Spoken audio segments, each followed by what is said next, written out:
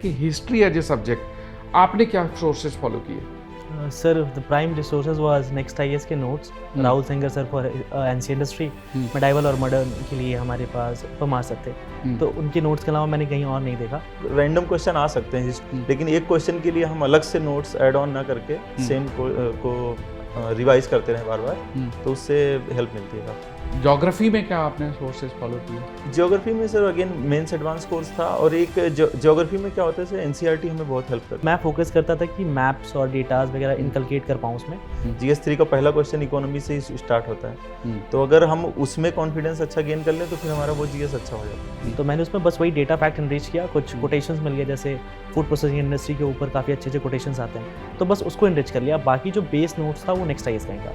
दोस्तों, आज मेरे साथ दो सिविल सर्विसेज 2025 टॉपर्स हैं। पहले है आयुष राज।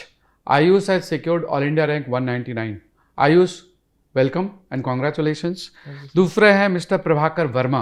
प्रभाकर, कॉन्ग्रेचुलेशन। प्रभाकर ने सिक्योर की है 688th रैंक, और दोनों नेक्स्ट आईएएस के जीएस प्री का मेन फाउंडेशन बैच के स्टूडेंट हैं।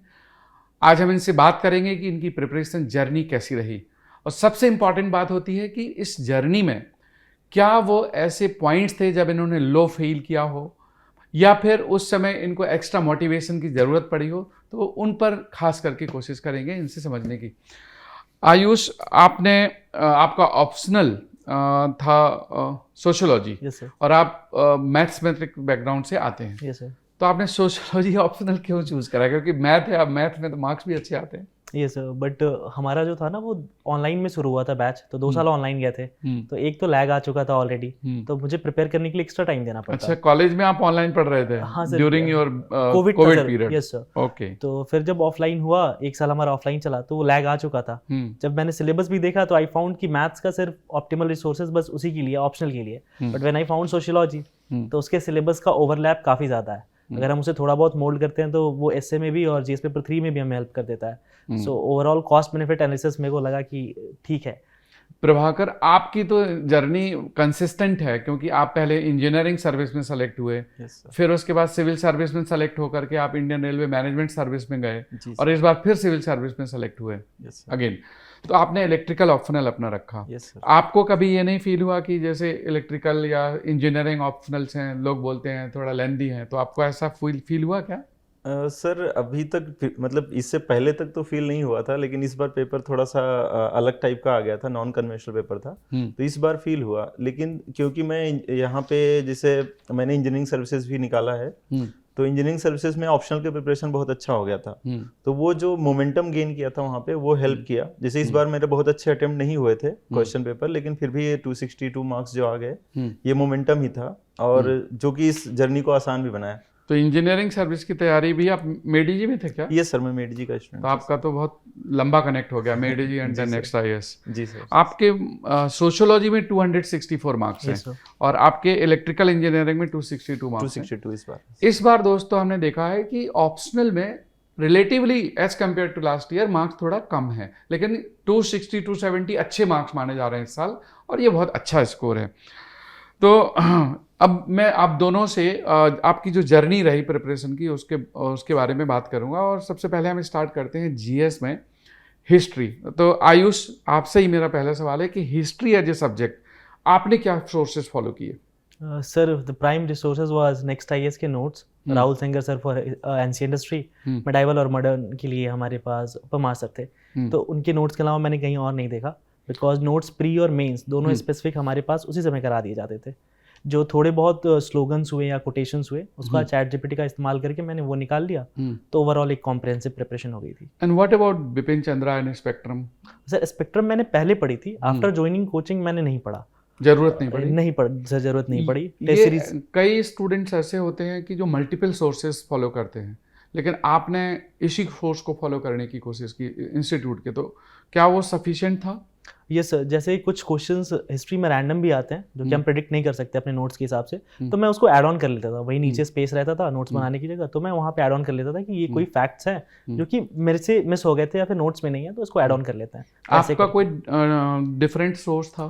सर मेरा सोर्स एक्चुअली, मैंने जो फाउंडेशन कोर्स था उस समय मुझे ज़्यादा कुछ जैसे समझ में नहीं आया, तो उसके बाद जो मेंस एडवांस कोर्स था उसका मैंने यूज़ किया। मेंस एडवांस कोर्स में मुझे जो टॉपिक वीक थे उसको, और प्लस स्पेक्ट्रम मेरा जो सोर्स रहा है। अब इसमें सर जो जैसे आपने बताया कि लोग गलतियां करते हैं, बहुत सारे सोर्सेस को फॉलो करते हैं, मैं ये गलती कर चुका हूँ सर। इससे पहले मैंने बहुत सारे एक्चुअली नोट्स ऐड ऑन होते जाते हैं, फिर वो हो जाते हैं। जी इतना ज़्यादा हो जाता है, आप रिवाइज ही नहीं कर सकते। तो और खासकर हिस्ट्री के साथ होता है, हिस्ट्री में सब कुछ, एक क्वेश्चन प्रीलिम्स में एक्स्ट्रा आ गया तो उसका हम नोट्स बनाने लग जाते हैं। तो इसमें तो लिमिटेड अगर कंसाइज करो नोट्स को, मतलब अच्छे नोट्स बना के बार बार उसी को पढ़ो, मल्टीपल रिसोर्सेज की जरूरत नहीं है। और सर जैसे उन्होंने बताया कि जैसे रैंडम क्वेश्चन आ सकते हैं हिस्ट्री में, ये बहुत मतलब ऑब्वियस है कि अच्छे क्वेश्चन आते हैं, रैंडम आते हैं, लेकिन एक क्वेश्चन के लिए हम अलग से नोट्स ऐड ऑन ना करके सेम को रिवाइज करते रहे बार बार, तो उससे हेल्प मिलती है काफी। प्रभाकर, ज्योग्राफी में क्या आपने सोर्सेज फॉलो किए? ज्योग्राफी में sir again mains advance course था, और एक ज्योग्राफी में क्या होता है सर, एनसीईआरटी हमें बहुत हेल्प करती है। जैसे जो 4 एनसीईआरटी हैं, अब वो क्लास में भी बताते हैं 11th से लेकर के 6th क्लास ऑनवर्ड। नहीं सर, मैंने तो 11th और 12th का ही फॉलो किया, उसमें 4 एनसीईआरटी हैं टोटल। तो जो पहली 11th की 2 एनसीईआरटी हैं वो अपने प्रीलिम्स में हेल्प करती हैं, और जो 12th की 2 एनसीईआरटी हैं वो मतलब मेंस में हेल्प करती हैं। इसके साथ साथ अगर जैसे कोई चीज़ नहीं समझ में आ रहा है तो उसके लिए मैंने जो एडवांस कोर्स था उसके भी कुछ वीडियोस मैंने सेलेक्टिवली देखे। नेक्स्ट साइज का advance yes sir, next size. आपने आयुष ज्योग्राफी के रिसोर्सेज क्या क्या पढ़े? Sir same as like him, class 11 12 के एनसीईआरटीज वो मतलब नॉन नेगोशिएबल है, you have to read it. Sir teachers भी कहते हैं। और उसके बाद सिकंदर सर की नोट्स इंडियन ज्योग्राफी के अपने नेक्स्ट आईएएस के, तो ओवरऑल कॉम्प्रिहेंसिव नोट्स था नेक्स्ट आईएएस का। वही मतलब मैं फोकस करता था कि मैप्स और डेटाज वगैरह इनकलकेट कर पाऊँ उसमें। तो उसके लिए मैंने यूट्यूब या फिर गूगल पे डायरेक्ट सर्च किया, डिफरेंट रिसोर्सेज और डिफरेंट डेटाज मिल जाते हैं, आप उसको इनरिच कर लो तो मेंस में काफ़ी हेल्प मिलता है। एनसीईआरटी में भी ना पढ़ने में फ़र्क है, मतलब कई लोग ये भी रिकमेंड करते हैं कि तमिलनाडु बोर्ड की पढ़ लो बुक्स या फिर एनसीईआरटी। और एनसीईआरटी को कितनी बार पढ़ा? इट्स वन टाइम रीडिंग और मल्टीपल रीडिंग्स? नहीं सर, मैंने एनसीईआरटी से 10 पेजेस के अराउंड में चारों जो बुक्स हम रेफर करते हैं उसका 10 पेज 12 पेज के अराउंड में मैंने नोट्स बना लिए थे, जो कि फैक्चुअल फैक्ट चेक थे। तो फिर मैंने उसको ही रेफर किया, मैंने फिर दोबारा एनसीईआरटी नहीं पढ़ा, उसी पेपर्स को मैंने बार बार रिवाइज किए। तो जो भी फैक्ट्स थे एनसीईआरटी में वो मेमोराइज हो गए, क्योंकि मेंस में एनसीईआरटी उतना हेल्प नहीं करता है।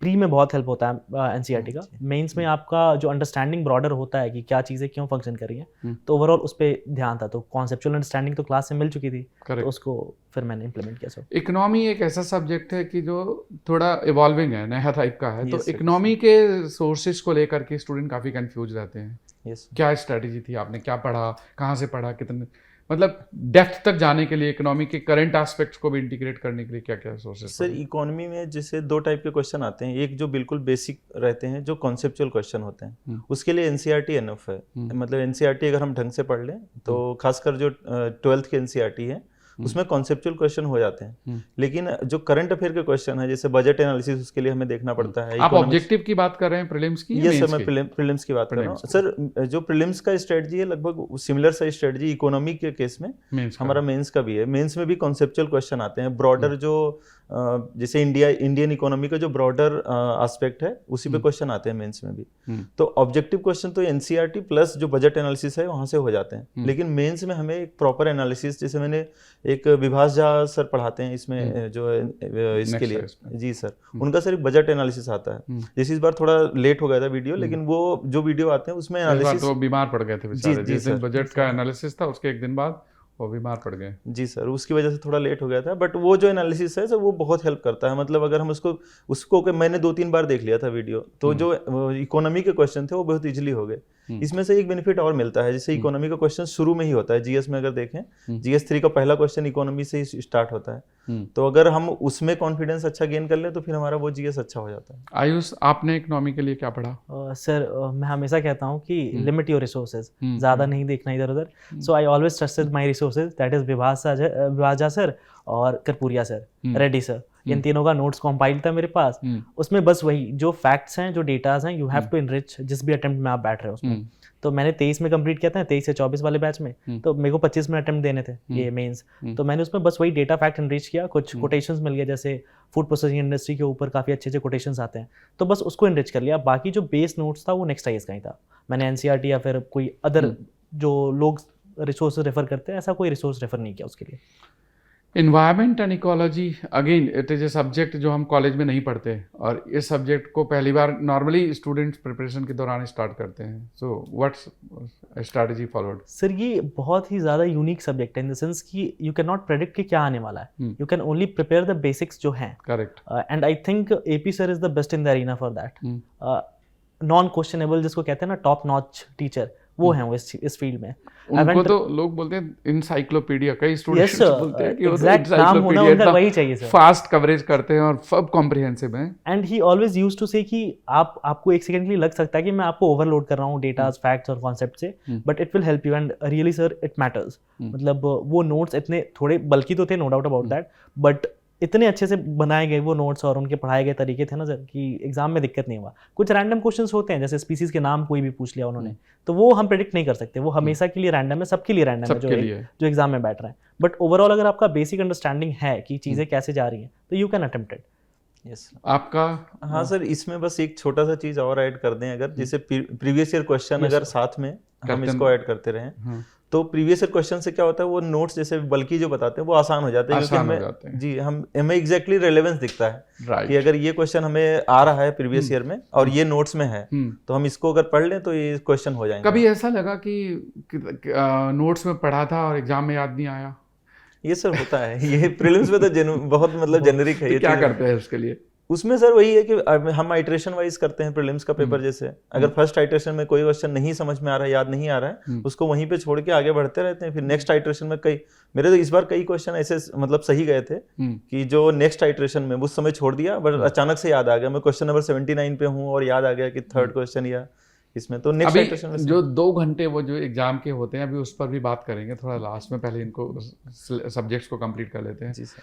सब्जेक्ट्स का science and technology, another new it's like a area which is ever evolving. कुछ ना कुछ नया हो रहा होता है. Yes sir. तो यहाँ पर क्या बुक्स पढ़ें या नोट्स पढ़ें? नहीं सर, इसके लिए मेंस एडवांस कोर्स में जो हमें नोट्स लिखाया गया था वो काफ़ी हेल्पफुल था. रीजन बीइंग कि जो हमारे बेसिक नोट्स थे वो तो आपको बिल्डअप दे देते हैं, कॉन्सेप्ट आपको क्लियर करते हैं, बट साइंस एंड टेक जैसा आपने बताया इवॉल्विंग सब्जेक्ट है. तो you can not only refer to that जो आप 1-2 साल पहले पढ़े हुए, आपको रिसेंट का ज्ञान होना चाहिए कि क्या चीज़ें चल रही हैं. इसमें सर 2 चीज़ें मैं स्पेसिफिक मेंशन करूंगा. एक तो मेंस एडवांस कोर्स में जो अयाज खान सर ने पढ़ाया था हमें, एंड सेकेंडली सर एक जनरल एबिलिटी टेस्ट का हमारे मेंस टेस्ट सीरीज के साथ हमें मिलता था वो क्वेश्चन. उसमें दीपिन सर का वो बनाया हुआ क्वेश्चन होता था, and that had a great relevance. मतलब कई क्वेश्चंस तो लग रहा था कि वहीं से प्रिंटेड है, मैंने लास्ट मोमेंट पे उसको रिवाइज किया था, तो that help me a lot. तो मेरे लिए यही रिसोर्सेज थे. पहले तो जो मेंस एडवांस कोर्स होता था ना, वो सिर्फ जो प्रीलिम्स क्लियर कर लेते थे लोग उनके लिए था. लेकिन स्टूडेंट्स को मैं बताना चाहता हूँ कि अब जो भी फाउंडेशन के हमारे स्टूडेंट्स हैं सबको मेंस एडवांस कोर्स मिलता है, और थोड़ा उसको और कॉम्प्रिहेंसिव किया है. एंड हम रिजल्ट का वेट नहीं करेंगे. The moment mains will be completed, sorry prelims will be completed, next day से मेंस का एडवांस कोर्स स्टार्ट हो जाएगा, and we will finish in 40 to 45 days. तो आने वाले टाइम में मेंस एडवांस कोर्स और ज़्यादा मीनिंगफुल हो जाएगा. Prabhakar, next question is related to the polity. Yes sir. ये भी पॉलिटी गवर्नेंस वाला वैसे ही वाला एरिया है कि जो कुछ ना कुछ नई न्यूज आती रहती है. Yes sir. सर पॉलिटी में एक्चुअली एक फेमस बुक है ही लक्ष्मीकांत. जी सर, वो तो बाइबल ही है हमारे लिए, उसको रेफर करते ही हैं. अब लक्ष्मीकांत के साथ इशू ये है कि कई कॉन्सेप्ट थोड़ा सा लेंथी हैं, वो हमें समझ नहीं आता, या फिर वो लॉन्ग टर्म मेमोरी हमारे नहीं रह पाता है. उस केस में क्लासेस हेल्प करती हैं. क्लासेस में क्योंकि वो सर कई बार पढ़ा चुके हैं, तो वो कुछ न्यूमेरिक्स बता दिए या कुछ ऐसे स्टोरी बता दिए जिसके हमें वो याद रहना आसान हो जाता है. और इसमें जो करंट अफेयर का पार्ट है सर, उसमें जैसे इसमें जो कावा प्रोग्राम है उसमें कई बार डिस्कशन ऐसा होता है जो आप करंट अफेयर्स वैल्यू एडिशन की बात कर रहे हैं. Yes sir. आप थे उसमें? यस सर, मैं कावा प्रोग्राम में था इस बार. और वो सर एक्चुअली जो हम जैसे न्यूज़पेपर में पढ़े हम over the period of 1 year, और उसके बाद हम भूल जाते हैं उस इशू को. और ये कावा प्रोग्राम जैसे जो है वो एक शॉर्ट पीरियड में वो सब कुछ रिकॉल कर देता है, और एग्जाम ओरिएंटेड जो चीजें हैं. ये जो दीपिन जी का CAVA की बात कर रहे हैं आप जी, ये थोड़ा एडवांस प्रोग्राम है. यस सर, ये एडवांस प्रोग्राम है. आपने भी इसकी क्लासेस? सर हमें फ्री में मिला था इंटरव्यू के समय इंटरव्यू सपोर्ट सिस्टम में. तो इट वाज अ ग्रेट मतलब एक्सपीरियंस, काफ़ी अच्छा. मतलब I would just redefine it in a line कि वो आपको नॉलेज नहीं देता है, वो आपका पर्सपेक्टिव क्रिएट करता है, एंड इट हेल्प्स. थोड़ा सा कि- टाइम इसमें लगता है, हाँ, ज़्यादा टाइम डिमांडिंग। लेकिन वहीं से आप अपना लेवल थोड़ा चेंज कर Change लेते कर हो लेते हो, बाकी yes, sir. लोगों के Yes, कंपैरिजन sir. में। मतलब आप उसके बाद ना चीज़ों को उस वे में देखते हो जो कि आप बेसिक नॉलेज के बुक से नहीं देख सकते हो। And Dipin sir is master for that, I would say कि उन्होंने मतलब वो क्लैरिटी दे देते हैं। जो हम 3C की बात करते हैं यूपीएससी में, कन्विक्शन, क्लैरिटी एंड कॉन्फिडेंस, तो वो क्लैरिटी आ जाती है आपके पर्सपेक्टिव में कि how you have to see a situation और कैसे उसको बाईपास करना है। हम पेपर 4 की बात करते हैं कि this is a unconventional area. साल भर लोग प्रीलिम्स के लिए पढ़ते रहते हैं, जीएस पेपर 4 को इग्नोर करते हैं। एंड पेपर 4 ऐसा है कि जो हमारे कॉलेज में भी नहीं पढ़ते हम। तो वो एथिक्स इंटीग्रिटी वाला जो सिलेबस है उसको आपने कैसे किया? सर बेसिक नोट्स तो के एम पाटिल सर के थे और प्रिंस लूथरा सर के। सेकेंडली सर वही जो आपने बताया कि हम पढ़ते नहीं हैं, तो 24 में जब मैंने प्री दिया था, नहीं हुआ मेरा प्री, तो उसके बाद वो आदत छूट गया था। आई वुड रिक्वेस्ट जितने लोग सुन रहे हैं कि वो एथिक्स को ना छोड़े, एटलीस्ट आधा घंटा आप डेली पढ़िए, बी एड एथिक्स को पढ़ने में एथिकल रहो। Yes sir. रीजन बीइंग कि अगर आपके मसल मेमोरी में वो चीज़ नहीं होता है ना, तो वो एग्जाम में नहीं याद निकलता, नहीं आएगा। और एथिक्स ऐसा है जिसमें you have to enrich your answer with examples, चाहे वो रिसेंट IAS PCS ऑफिसर्स के हो, चाहे कोई बड़े लीडर्स के हो, you have to put that in कि आप बता सको कि या यू हैव दैट थिंग। तो के एम पाटिल सर के नोट्स थे, और एक मतलब अदर रिसोर्स है जो कि काफ़ी फेमस है इस अरीना में, रेड बुक के नाम से, तो उसको भी मैंने थोड़ा बहुत रेफर किया था। तो प्रभाकर, आपने भी यही अप्रोच अपनाई? Yes sir. सर एथिक्स में एक्चुअली जब हम पढ़ तो काफ़ी कुछ लेते हैं, हम अपने अंदर एब्जॉर्ब भी कर लेते हैं। जब हम लिखने बैठते हैं सर, उसमें जैसे केस स्टडी वाला पार्ट है, तो केस स्टडीज काफ़ी लेंथी होती हैं, उसमें से हम चाहते हैं सब कुछ लिखना, बट हम टाइम परमिट नहीं करता है, तो उसका प्रैक्टिस बहुत ज़रूरी है। जैसे सर, जैसे अब यहाँ पे टेस्ट सीरीज हम लिख रहे हैं, कई बार ऐसा होता है 3 घंटे से ज़्यादा एक्सीड कर देते हैं, वो बहुत एग्जाम में नुकसान करता है, क्योंकि यहाँ पे अगर हम 4 घंटे में लिख रहे हैं, एग्जाम में 3 घंटे में कभी नहीं आ पाएगा। तो उस केस में टेस्ट सीरीज हेल्प करती है। टेस्ट सीरीज अगर जैसे यहाँ पे सर ऑफलाइन भी होती है टेस्ट सीरीज, तो ऑफलाइन बैठ के लिखना, वो 3 घंटे में पेपर ले लेते हैं आपसे, आप लिखे हो नहीं लिखे हो कुछ भी। लेकिन ऑनलाइन में बड़ा डिसिप्लिन रखना पड़ता है। ऑनलाइन में सर डिसिप्लिन, वो सेल्फ डिसिप्लिन, कई बार उसमें हम थोड़ा सा अनएथिकल हो जाते हैं कि 3 घंटे हो गया, 15 मिनट और लिख लेते हैं, लेट्स राइट 1 2। आपसे इस बारे में भी बात करना चाहूँगा कि आपने फाउंडेशन कोर्स को ऑनलाइन करा और आपने ऑफलाइन किया। ऑनलाइन में जो सेल्फ डिसिप्लिन होता है वो सबसे बड़ा चैलेंज है, और उसको उसके नोट्स बनाना, क्योंकि क्लास में तो आप टीचर के सामने हो तो आप फोर्सफुली आप ना कहीं कॉन्सेंट्रेट रहते हो, लेकिन घर में आपका सेल्फ मोटिवेशन हाई होना चाहिए। और नोट्स बनाना एक सबसे इंपॉर्टेंट टास्क है और ट्रिकी टास्क है। तो आप क्या अप्रोच फॉलो करते थे? स्टूडेंट्स को आप ये बताएं कि अगर आपको घर से पढ़ाई करना है, ऑनलाइन क्लासेस करनी है, तो कैसे करना है? सर उसमें जैसे जो मेरा शेड्यूल रहता था, जैसे मान लीजिए अगर मैं 8 घंटे पढ़ रहा हूँ डेली, तो उसमें 4 घंटे अगर मैं वीडियो देख रहा हूँ। ऑनलाइन में एक फ़ायदा है बहुत अच्छा, जो नोट्स मेकिंग का फ़ायदा है कि आप वीडियो को कभी भी पॉज कर सकते हैं, कभी भी उसको रिवर्स कर सकते हैं। और नोट्स मेकिंग में जैसे कई बार ऐसा था, क्लास में मैं मिस कर गया कोई टर्म, तो उसमें नोट्स मेकिंग में उतना अच्छा नोट्स नहीं प्रिपेयर हो पाता है। बट ऑनलाइन सिस्टम में क्या है कि हम नोट्स को कभी भी वीडियो पॉज करके, हम कभी कभी थोड़ा बहुत सर्च करना पड़ता है, कोई टर्म ऐसी आ गई जो मैं नहीं जानता, तो तुरंत गूगल करके उसको एक अच्छा नोट्स हम बना सकते हैं, जिससे कि एक शॉर्ट नोट्स बने और हमें रिवीजन में फ़ायदा हो। आपने तो ऑफलाइन कोर्स चूज किया था, तो आप अपने ऑफलाइन के एक्सपीरियंसेस बताइए।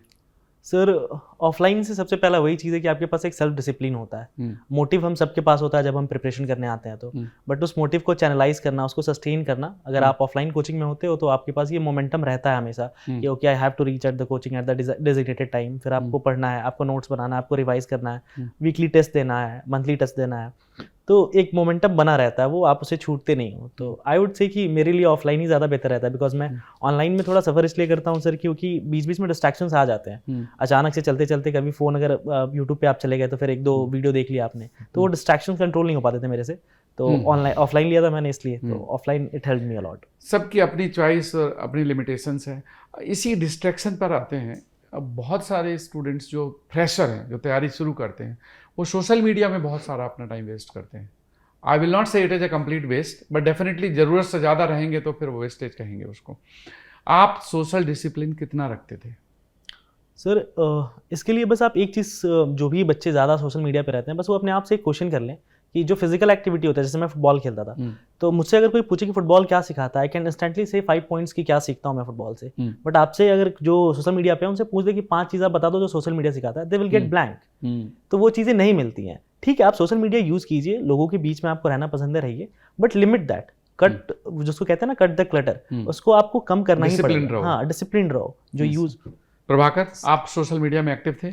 यस सर, थोड़ा बहुत एक्टिव था, लेकिन सर सोशल मीडिया और एक्चुअली न्यूज़ सोर्स वो दोनों में कंफ्यूजन रहती है कई बार। हाँ, लोग सोशल मीडिया को as a source of news समझ बैठते ट्रीट हैं। करते हैं। हाँ, वो बिल्कुल सही गलत नहीं है। बिल्कुल गलत है। आप एंटरटेनमेंट के अलग अलग जैसे तरीके हैं, सोशल मीडिया आप यूज़ करते हैं तो उसका टाइम रिस्ट्रिक्ट कर दीजिए कि आप आधे घंटे, जैसे ऐप में अब तो मोबाइल में भी इनबिल्ट ऐप आते हैं कि आप 30 मिनट से ज़्यादा व्हाट्सएप यूज़ नहीं लॉक करते। कर दीजिए आप उसमें ना, हाँ टाइमर सर, लगा दीजिए। जी सर, उसमें टाइमर लगा दीजिए और उसको as a source of news तो कभी ट्रीट करना ही नहीं चाहिए।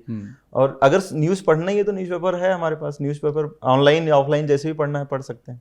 बहुत सारे ऐसी न्यूज उसमें फ्लैश होती है सोशल मीडिया में जो इन्फॉर्मेशन की बजाय मिस इन्फॉर्मेशन होती है, yes sir, and at time you get distracted also Yes, and you sir. Get provoked also. तो वहाँ पर डिसिप्लिन होना बहुत जरूरी है।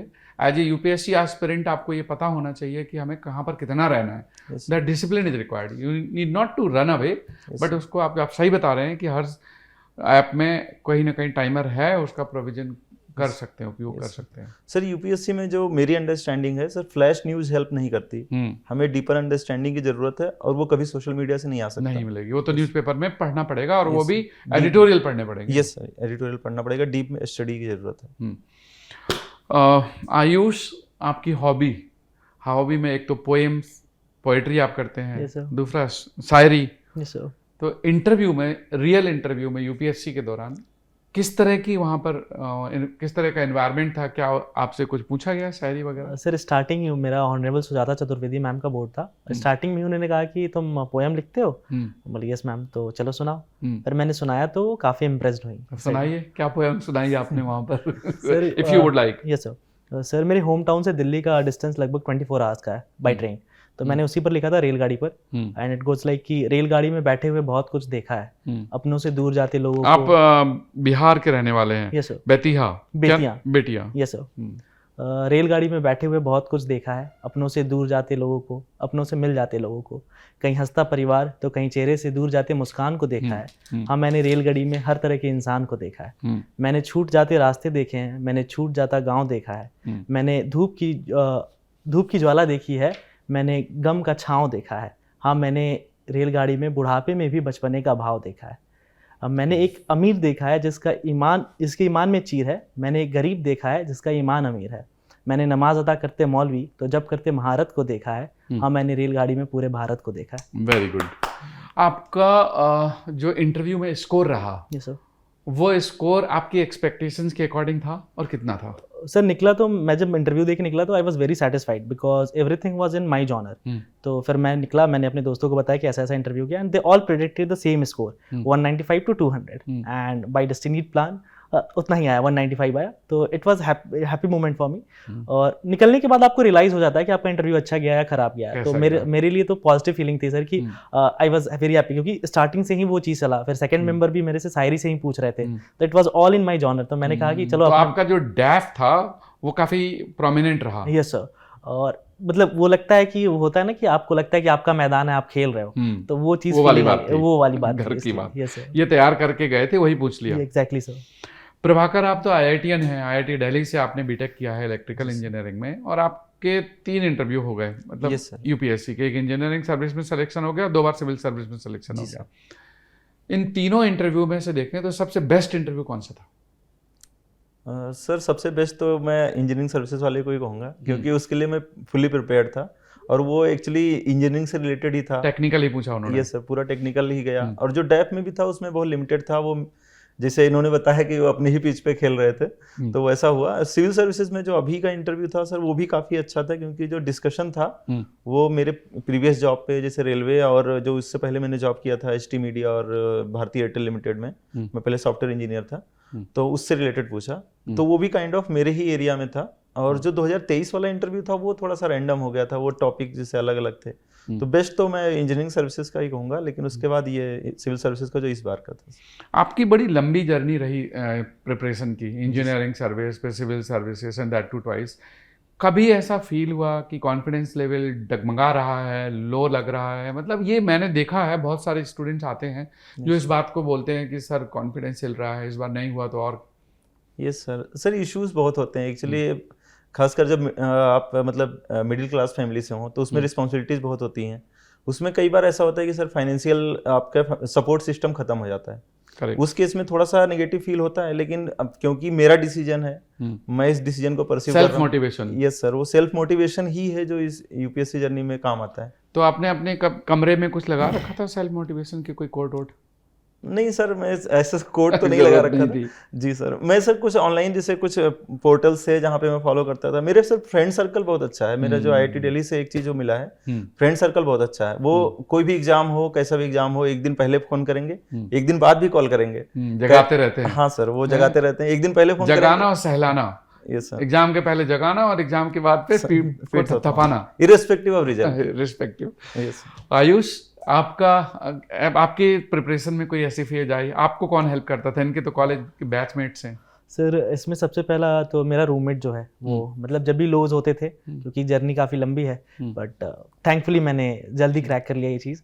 तो जो भी चीज़ें थोड़ी बहुत लोज आई उसमें मेरा रूममेट एंड सेकेंडली मेरी मम्मी, क्योंकि मैं जब भी मेरे को बुरा लगता था तो मैं 1.5 घंटे 2 घंटे मम्मी से बात करता था, उनको समझा, मतलब उनको पता नहीं था कि I am giving UPSC, but still मैं उनसे बोलता था यार देखो टेस्ट दे रहा हूँ, ऐसा हो रहा है, वो हो रहा है, and she used to listen and she said कि ठीक है हो जाएगा, तुम अपना मेहनत कोई करते ना कोई सपोर्टिंग हैंड तो Yes, चाहिए। sir. और Yes, sir. पेरेंट्स और फ्रेंड्स से बढ़ के और कौन हो हो सकता है, सकता है? और या फिर teachers? Yes sir.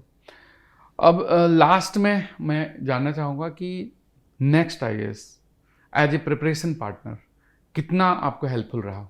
Sir what I am today is just because of next IAS. Parents का सपोर्ट है, that is there 100%, but as an जो एजुकेशनल बैकग्राउंड से सपोर्ट चाहिए होता है, कंटेंट के लिए सपोर्ट चाहिए होता है, या फिर विद इन द सिस्टम आपको जब मेरे साथ बैठे हैं इसलिए तो नहीं बता नहीं सर सर दूसरे प्लेटफॉर्म में भी जिस पे भी मैंने बोला है, I have taken it clearly कि जो भी कॉन्सेप्चुअल क्लैरिटी आई है, जो भी चीज़ें मैंने सीखी हैं, it is just because of the क्या आपको यहाँ सबसे ज़्यादा अपीलिंग लगा? Sir it is not like a coaching institution, it is more like a family. Teacher treat you like their own child. वो आपको सारी चीज़ें बताते हैं, not only success stories, but उनकी ज़िंदगी में क्या चली है, उन्होंने क्या झेला है। जैसे परमार सर की शायरीज होती थी, एंड आई स्टिल रिमेंबर उनका एक जो कबीर का दोहा है, but he always used to say us कि धीरे धीरे रे मना धीरे सब कुछ होए, माली सींचे 100 घड़ा ऋतु आए फल होए। तो वो कुछ चीज़ें थी जो हमारे साथ हमेशा रहती थी, वो हमेशा इनग्रेव्ड हो गई। Yes sir. तो वो चीज़ें I think next is just like a family for me, क्योंकि इतना जल्दी इतना सब कुछ मिलना, it is all because of next I am indebted sir. आपकी जर्नी तो मेडीजी से लेकर के नेक्स्ट आईएएस, फिर आप करंट अफेयर्स वैल्यू एडिशन में भी थे, तो Yes, sir. आपका ओवरऑल एक्सपीरियंस अगर आप शेयर करना चाहें।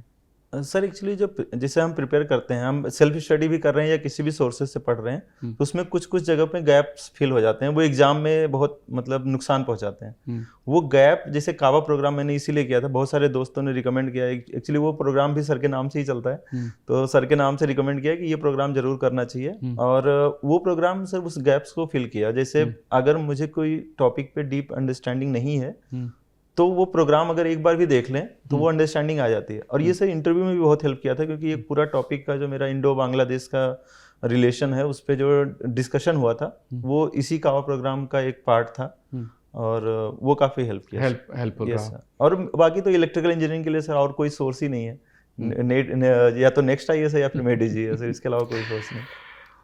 दोस्तों, सिविल सर्विसेज की जर्नी बड़ी लंबी होती है, और अगर आपके सपोर्टिंग पार्टनर का सहयोग है, या आपको अच्छे तरीके से कॉन्फिडेंटली आपको एक प्रॉमिसिंग सपोर्ट मिलता है, तो आप उसमें अच्छा कर सकते हैं। We at next IAS try to give our best support to our students. ये हमारा कमिटमेंट है और सपोर्ट हमारा पूरी कोशिश रहती है। सिविल सर्विस के बारे में खास करके लोग बोलते हैं कि ये बहुत लंबी जर्नी है, जिसमें परसिवरेंस चाहिए, डेडिकेशन चाहिए, कमिटमेंट चाहिए और हार्डवर्क चाहिए।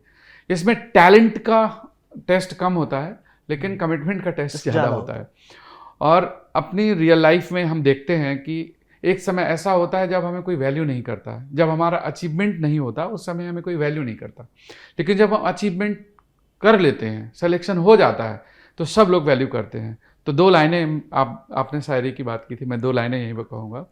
ठुकराते हैं जो तुम्हें तुम्हारा वक्त देखकर, अब तुम ऐसा वक्त लाओ उनको मिलना पड़े तुमसे तुम्हारा वक्त लेकर। क्या बात है सर। तो ये सिविल सर्वेंट्स के लिए, खास करके जो यूपीएससी के एस्पिरेंट्स हैं, उनके लिए बहुत फिट बैठता है।